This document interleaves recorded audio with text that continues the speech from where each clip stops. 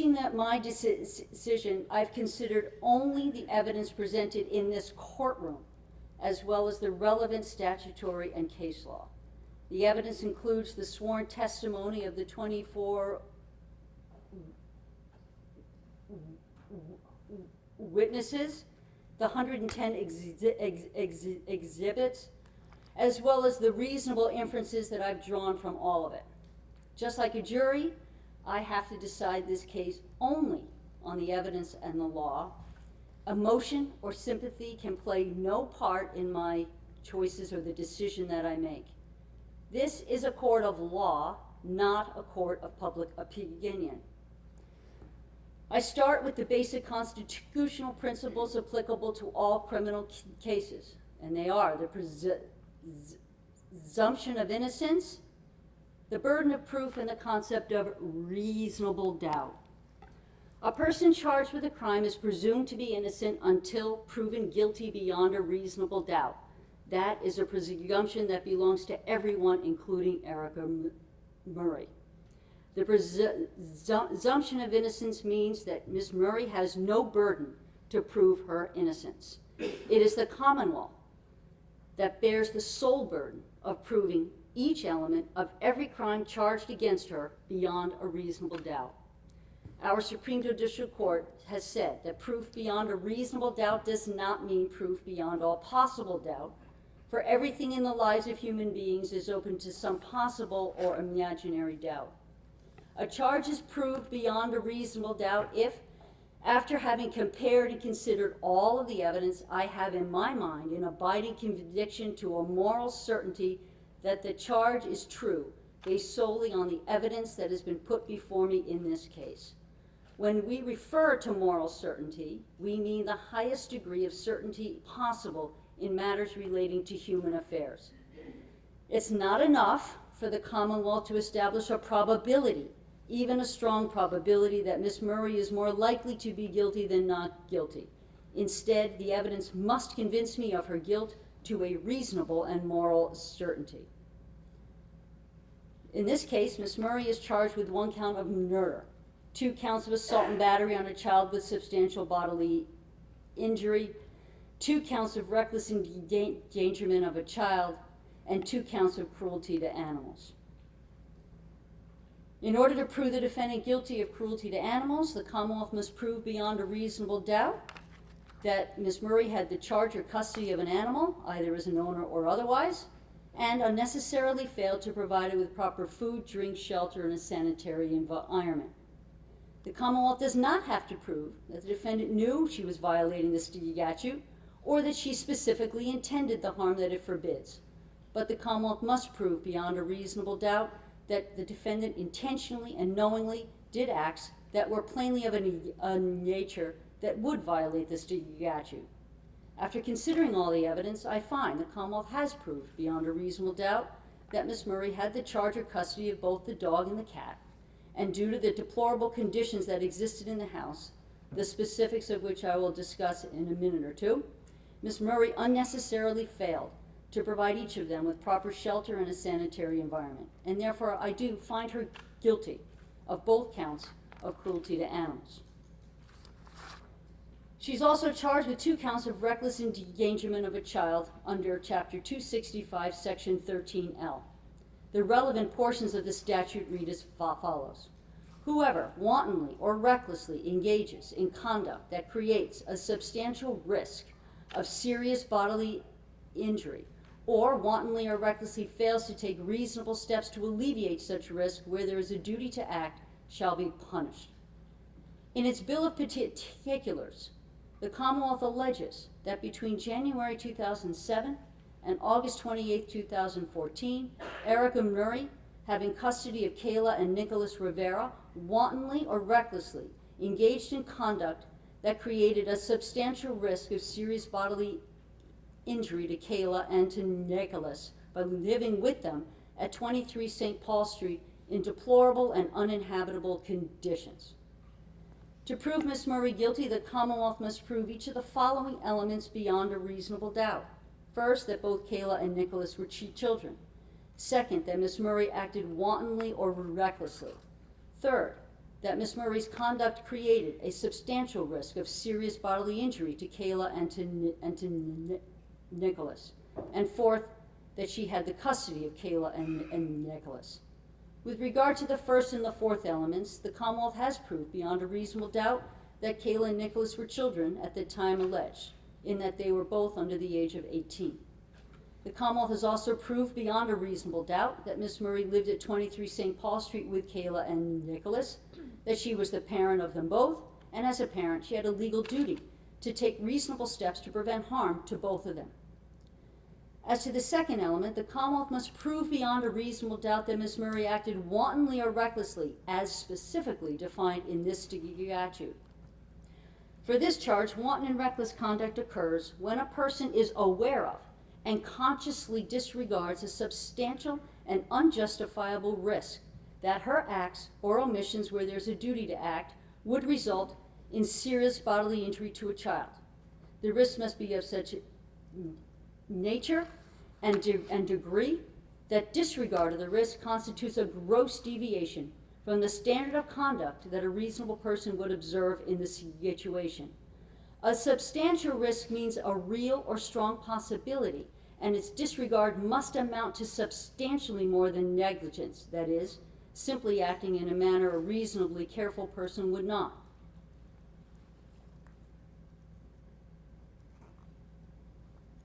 The definition of wanton or reckless under this statute is drawn from the common law definition with a major distinction. Unlike the common law meaning, this statute requires the Commonwealth to prove the subjective state of mind of the defendant, specifically that Ms. Murray actually must be aware of the risk. This distinction has been recently reaffirmed by the Supreme Judicial Court in the decision of Commonwealth v. Hardy, which was decided on June 12th of this year. The third element the Commonwealth must prove beyond a reasonable doubt is that Ms. Murray, through her wanton or reckless conduct, created a substantial risk of serious bodily injury. Serious bodily injury is bodily injury which results in a permanent disfigurement, protracted loss or impairment of a bodily function, limb or organ, or substantial risk of death. The Commonwealth does not have to prove that the defendant's conduct resulted in physical injury, but must prove that Ms. Murray's conduct created a substantial risk of serious bodily injury to Kayla and to Nicholas. The evidence proved, beyond a reasonable doubt, that as of August 2014, the conditions that existed at 23 St. Paul Street were deplorable. Those conditions included filth, piles of garbage, litter, and debris, mounds of soiled diapers in the bedroom where Kayla and or Nicholas slept, as well as the presence of feces smeared on the walls and present on the floors in the bedrooms, as well as feces found in other living areas throughout the house. The house was infested with insects, all of which rendered the house uninhabitable. Based on the credible medical testimony from Drs. Sell and Forkey, I find that the Commonwealth has proved that the conditions in the house created a risk of substantial bodily injury to Kayla and Nicholas as defined in the statute. I further find the Commonwealth has proved beyond a reasonable doubt that Ms. Murray either created that risk or failed to alleviate the risk. The real issue involves a decision as to whether the Commonwealth has proved that Ms. Murray engaged in wanton or reckless conduct as defined in this statute.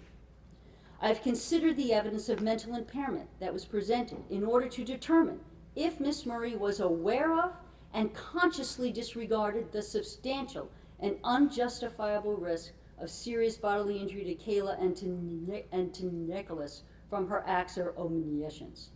This evidence consisted of the expert testimony of Drs. DiCataldo, Rocchio, Edersheim, and Sally, along with all the other evidence, including her statements, Ms. Murray's statements to the police. After considering the expert testimony, I credit the testimony of Drs. Edersheim, DiCataldo, and Dr. Rocchio. I do not credit the opinions of Dr. Sally.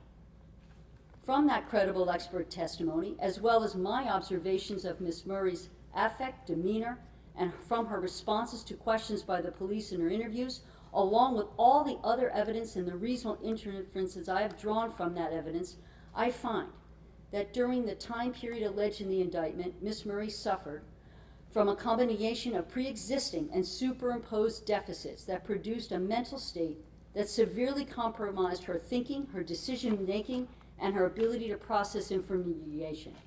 That mental condition also caused her to become completely inured to her surroundings, preventing her from either recognizing the severity of the conditions in the home or exercising reasoned judgment regarding the risks that those conditions posed to Kayla and to Nicholas. I find that Ms. Murray suffered from long-standing, pre-existing cognitive deficits, including a working memory and processing deficits, preventing her from processing information and formulating logical solutions. Ms. Murray's poor working memory and cognitive deficits seriously affected her decision-making and judgment, such that she coped with problems using moment-to-moment, rigid, concrete thinking without being conscious or aware of the consequences of those decisions. In addition, the evidence presented by Drs. DiCataldo, Rocchio, and Edersheim convinces me that Ms. Murray suffers from a combined dependent and avoidant personality disorder, which significantly affected her relationships with others, characterized by an inordinate and inflated dependency, fear of rejection, isolation, and abandonment, particularly with Ray Rivera. Her personality disorder also created in her feelings of unworthiness, ineptness, inadequacy, giving her excessively low self-esteem and making her submissive, suggestible, and vulnerable. I also find Ms. Murray was a victim of intimate partner violence in her relationship with Ray Rivera. Mr. Rivera exercised coercive, psychological, and economic control over her. While there was no evidence he physically assaulted her, he yelled at her, humiliated and belittled her, isolated her, checked up on her, forced her to leave her job, demanded adherence to rules that were subject to change at any time. He played on her underlying fears of abandonment by threatening to leave. He exercised all the economic control in the household. She had no access to any bank account or credit cards. He did all the shopping and presumably paid all the bills. However, the true financial circumstances of the household were dire. The family lived in poverty. Miss Murray did not drive and was wholly dependent on her parents or Mr. Rivera for any type of transportation. I find that the combined effects of Miss Murray's cognitive deficits, personality disorder, and victimization, along with the economic and life realities she lived in, pushed Miss Murray into a depression, further complicating her coping mechanisms. All of this produced extremely primitive and limited coping responses to an increasingly desperate, chaotic daily life that resulted in the circumstances that gave rise to this case. Part of those circumstances included the degeneration of the house into absolute squalor to which Miss Murray became inured to. True to her dependent personality, Miss Murray was dependent on her mother to take care of Kayla and Nicholas, which included basics such as washing their clothes, buying clothes, providing them with food and snacks, taking them to her house every weekend, getting them to school on Mondays and other appointments, as well as providing financial assistance to buy clothes and extracurricular activities, thus making Miss Murray unaware that the two older children were at any risk. Dr. Edersheim credibly pointed out Miss Murray's responses to issues and problems were characterized by extreme avoidance, meaning simply not thinking about a problem unless and until it became immediate and urgent. This was seen when she hid her first pregnancy from her parents for fear of what would happen when they found out. And again, when she became pregnant with Nicholas, she hid that, knowing she would be forced to leave her parents' home, an event that occurred, an event that made her mentally, physically, and economically completely dependent on Mr. Rivera, setting into motion the tragic circumstances that led to this case. Although she knew how Mr. Rivera would react to her becoming pregnant, her mental condition, along with her general life circumstances, no job, no money, no insurance, no health care, and victimization, prevented her from being able to take appropriate steps to prevent a pregnancy. When she became pregnant, her mental condition prevented her from realistically processing the situation she found herself in. She fully believed Mr. Rivera would abandon her and Kayla and Nicholas if she revealed the pregnancies. Her response, therefore, was a rigid and primitive one, and in keeping with her personality disorder and cognitive deficits. She avoided the problem, and concealed it from everyone, including the eventual result of going through the birth of 5 babies on her own.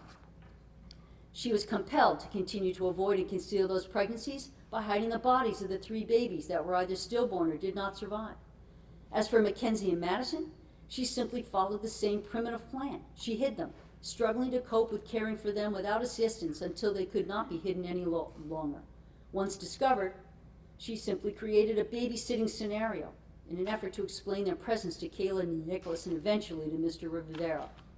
In her mind, Miss Murray believed she was a good mother to all her children. She was not conscious or aware of how bad everything had become. Miss Murray was so profoundly unaware of the circumstances that when confronted with the reality, Miss Murray appeared to others to be uncaring, almost nonchalant, apathetic, and flat in her affect. This demeanor is obviously apparent in the police interviews. What is particularly striking is how submissive, passive, and suggestible Miss Murray is during those interviews. The police created the story, a story Miss Murray was willing to adopt. I find, therefore, that the Commonwealth has not proved beyond a reasonable doubt that Miss Murray was aware of and consciously disregarded the substantial and unjustifiable risk of serious bodily injury to Kayla and Nicholas from her acts or omissions regarding the conditions in the house.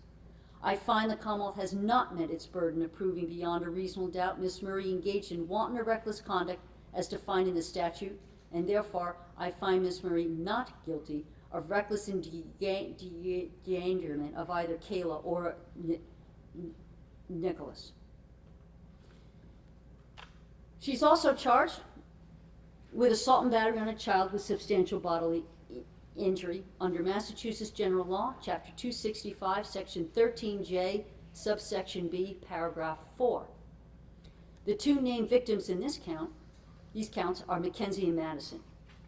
The relevant portions of the statute read as follows. Whoever, having care and custody of a child, wantonly or recklessly permits substantial bodily injury to such child shall be punished. In order to prove Miss Murray guilty of this offense, the Commonwealth must prove the following elements beyond a reasonable doubt. First, that Mackenzie and Madison were children. Second, that Miss Murray had care and custody of them. Third, that Mackenzie and Madison each suffered substantial bodily injury. And fourth, that Miss Murray wantonly or recklessly permitted Mackenzie and Madison to suffer substantial bodily injury. The Commonwealth has proved the first 2 elements beyond a reasonable doubt, namely that Mackenzie and Madison were children as defined under this statute as they were under the age of 14. And Miss Murray had care and custody of Mackenzie and Madison as she is the parent of both. The third element the Commonwealth must prove is that Mackenzie and Madison suffered substantial bodily injury. Just as in reckless endangerment of a child, this statute defines substantial bodily injury as bodily injury which creates a permanent disfigurement, protracted loss or impairment of a function of a body member, limb, or organ, or substantial risk of death. Based on the credible medical evidence presented by Drs. Sell, Forkey, and Kay, as well as from the medical records which I've reviewed and the photographs, I find the Commonwealth has proved, beyond a reasonable doubt, that both Mackenzie and Madison suffered substantial bodily injury as defined in the statute. Specifically, I find the evidence supports a finding that both children suffered protracted loss or impairment of the function of a body member and limb resulting from profound neglect. The statute does not define protracted, therefore its ordinary meaning applies. Protracted, according to the Merriam-Webster dictionary, means lasting for a long time or longer than expected or usual. Despite being 3 years old, Mackenzie was unable to hold herself upright in either a sitting or standing position without its assistance, nor was she able to walk. The evidence convinces me, beyond a reasonable doubt, that this condition was a protracted loss or impairment of the function of Mackenzie's body member and limbs, in that was a condition that lasted longer than was expected or usual. Although the loss or impairment resolved after several months following proper stimulation and care, the Commonwealth is not required to prove that the loss or impairment existed for a protracted period of time after Mackenzie was discovered, nor does the Commonwealth need to prove that it was permanent. The evidence also supports a finding beyond a reasonable doubt that Madison suffered a protracted loss or impairment of the function of her body member and limbs, evidenced by the fact that she did not move or kick like a normal 5-month-old, and her arms were at an abnormal increased extensor tone. Although the evidence showed that the condition would not have developed until Madison was at least 2 months old and would need to last a couple of months to be considered a problem, in the life of a 5-month-old, 2 months is protracted, since again, it is longer than expected or usual. Despite evidence of Mackenzie's significant developmental delays, separate from physical delay, such delays do not meet the statutory definition of bodily injury. The statute defines bodily injury as substantial impairment of the physical condition, including a burn, fractures of any bone, subdural hematoma, injury to any internal organ, any injury which occurs as a result of repeated harm to any bodily function or organ, including human skin, or any physical condition which substantially imperils a child's health or welfare. Also, there is insufficient evidence to support a finding that the developmental delays observed in Mackenzie were due to profound neglect as opposed to autism or both. Such conflicting evidence is not sufficient for the Commonwealth to meet its burden of proof beyond a reasonable doubt. The fourth element the Commonwealth must prove beyond a reasonable doubt is that Miss Murray wantonly or recklessly permitted Mackenzie and Madison to suffer substantial bodily injury. It's not enough for the Commonwealth to prove the defendant acted negligently, that is, acted in a way a reasonably careful person would not. The Commonwealth must show that the defendant's actions went beyond mere negligence and amounted to recklessness. In this statute, Miss Murray acted recklessly if she knew or should have known that the conduct involved would likely cause substantial harm to Mackenzie and Madison, but she ran that risk rather than alter such conduct. Thus, it is reckless conduct if a reasonable person, under the circumstances as they were known to the defendant, would have recognized that such actions were so dangerous that substantial injury would very likely result. Unlike the reckless endangerment statute, the definition of wanton and reckless conduct in 13J, subsection B, paragraph 4, does not require that the Commonwealth prove that Miss Murray was actually aware that her conduct would likely cause substantial harm. Here, wanton or reckless conduct involves a high degree of likelihood that substantial harm will result to another, and depends on whether Miss Murray realized the risk or harm, or if a reasonable person who knew what Miss Murray knew would have realized such risk. Thus, for this statute, the Commonwealth may prove wanton or reckless conduct by proving either Miss Murray's subjective state of mind or her objective state of mind. Because the wanton and reckless conduct for this crime can be measured by the reasonable person standard, I find that the Commonwealth has proved beyond a reasonable doubt that a reasonable person who knew what Miss Murray knew, despite her mental impairments, would have realized the risk.